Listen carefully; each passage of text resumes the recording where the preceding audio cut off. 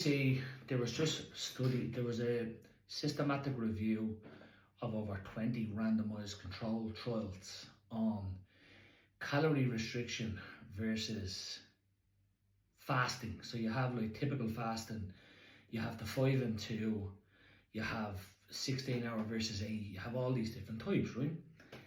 Fasting is not new, or any of this is not new. It's going on in the fitness industry nearly 15 to 20 years, right? So basically, let me tell you about an energy deficit before anything. So an energy deficit is based on your total daily energy expenditure and how you create a deficit.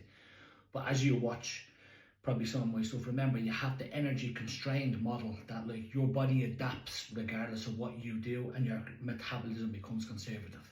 So if you go on extreme weight loss, it's going to become more conservative. Does that make sense? Like, it doesn't mean going this big huge energy deficit. It's the energy deficit that's specific to you to be able to help you lose weight at the rate of loss that you want to lose, that can help you be the most important of even all this research has shown, adherence. That's the consistency for you to be able to get to your desired outcome where you want to go, not where someone else wants to go.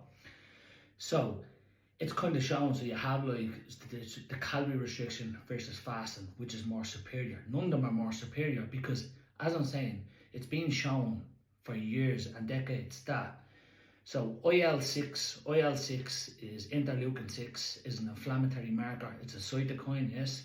Now, to grow muscle, you need an elevation in IL-6 because it's an inflammatory response. But IL-6 is probably what people would say for inflammation, stuff like that. All this is kind of lowered most of the time in energy deficits anyhow, and wherever you do. HbAC1, which is a measurement of blood glucose for people with diabetes. Then you have adipolectin, which is also produced in your fat cells, which is a protein, which is also responsible for like blood glucose levels. These are all things what's known as like for inflammation markers and stuff that's bad, right? That people say are bad, like. But when you go onto an energy deficit, or whether you choose fasting, or whatever you choose, which is best for you, none of them are superior. Now here is some things about fasting that that can be detrimental, right? Again, I'm not speaking to anybody specifically. I'm just saying from anecdotes and evidence on it, alright, for years being in the fitness industry.